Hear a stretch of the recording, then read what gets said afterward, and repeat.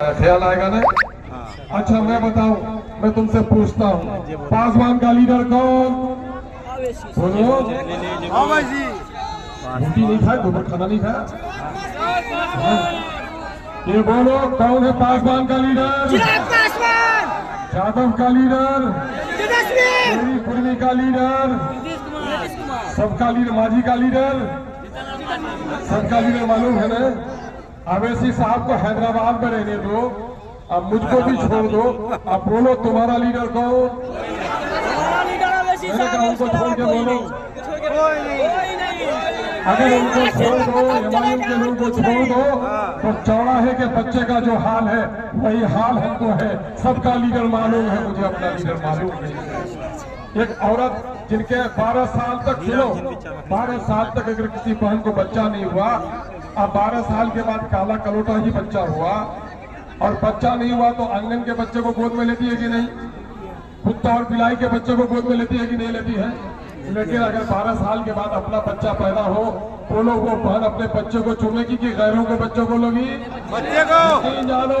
70 सालों के बाद सीमांचल के उम्मीद के सजर पर सवाब आया है। देखो हैदराबाद से शेर बबर आया है, और वही लीडर हमारा है।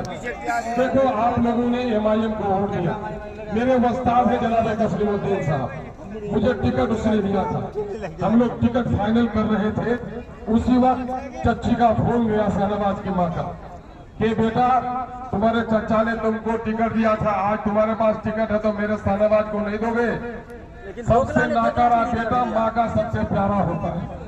चूंकि नाकारा था, माँ का प्यारा था, और हमको भी कर्ज उतारने का मौका था। हमने बहुत सारे लोग दोस्तों के दिल तोड़ दिए और टिकट उसको दिया, लेकिन उसने वफादारी की या गद्दारी की?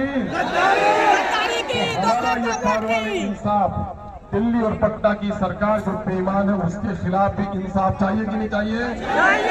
अब दाढ़ी टोपी को जो नोचता है उसके खिलाफ इंसाफ चाहिए कि नहीं चाहिए? और जो लोग मस्जिदों को तोड़ता है उसके खिलाफ इंसाफ चाहिए कि नहीं चाहिए? कार्रवाई इंसाफ है। इंसाफ की लड़ाई लड़ना चाहते हैं आप लोग? वाकया सुनाता हूँ, तस्लीमुद्दीन साहब ने को सुनाया कि देखो जी, मैं गया था, उस वक्त नौजवान था, मैं गया था फॉरबिसगंज।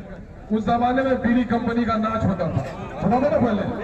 तो बीड़ी कंपनी का नाच होता था, तो मैं थोड़ी दूर में खड़ा किसी काम से गया था, तो वहाँ देखा कि नौजवान सब ताली पीट रहा है, उछल रहा है, लेकिन एक बुढ़ा था रो रहा था। तो नौजवानों ने उसे कहा, ये बुढ़ा, एक तो बूढ़े को नाच देखने नहीं आना चाहिए, आप फिर नाच देखने आए तो रोते क्यों?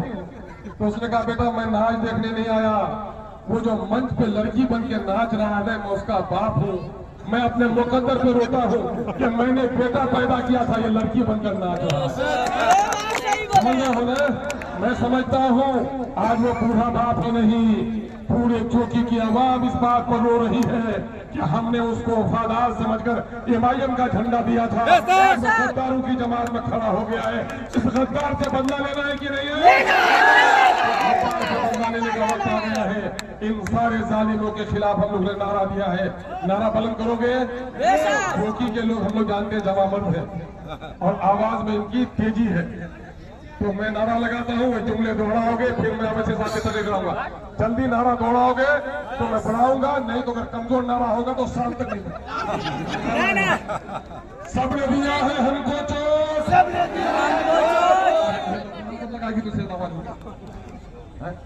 दिया है हमको चोट। ये हाथ में किन किन का दर्द है, नहीं उठ रहा है? हाथ में दर्द किसको है? सबके दिल में है खोट, देंगे इन बेईमानों को अपना लीडर अपना वोट। अवैसी साहब, इसका निशान पतंग का निशान है। आइए जनाब अब्दुल्ला सालिम चतुर्वेदी साहब अपने लीडर को दावत दीजिए। हम सबके महबूब और हम सबके उम्मीद जनाब बैरिस्टर असदुद्दीन अवैसी साहब, हमारे कौमी सदर, हमारे देश के आम अवैसी साहब को बुला रहा हूँ।